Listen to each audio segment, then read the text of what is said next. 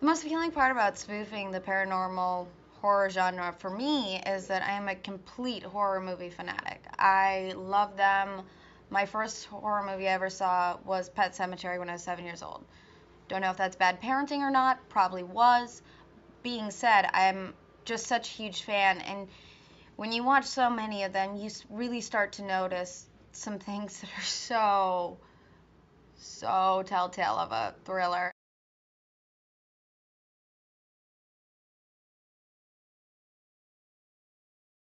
When Becky and her family move into this new house with Malcolm, strange things start to happen. And part of the fun of playing these characters is that they're really obviously terrible signs. For instance, a safe falling on a dog the day of the move-in is normally a pretty big warning sign. But they just go on and move in, and sometimes moths appear out of a box, and that's okay too. They got new clothes. They don't necessarily have mothballs or whatever. You know, maybe someone will eat raw steak out of the fridge and start running around and growling and screaming and talking in tongues.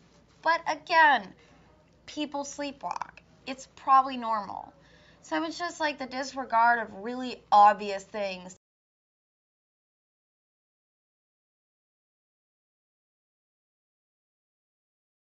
Working with Marlon really scared me. Um, the first day was this graphic scene where dick comes out of my mouth. That was fun.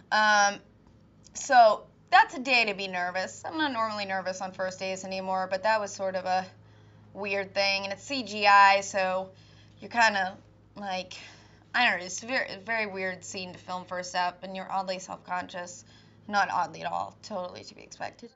Um, and it's really fun to work with him because he does ad-lib so much, and I'm sort of a on my feet type of actor too, and we'll end up ad-libbing just for fun, and it's really great to keep up with someone who has such awesome comedic timing.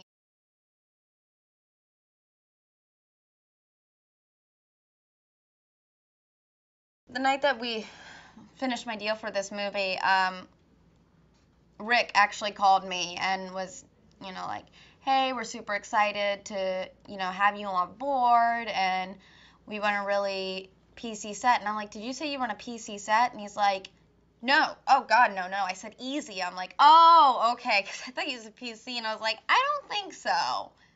I don't think so.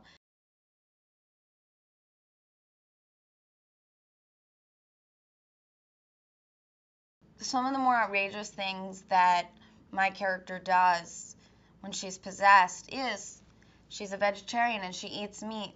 And not only that, but she's also vegan, and there's totally growth hormones in that meat.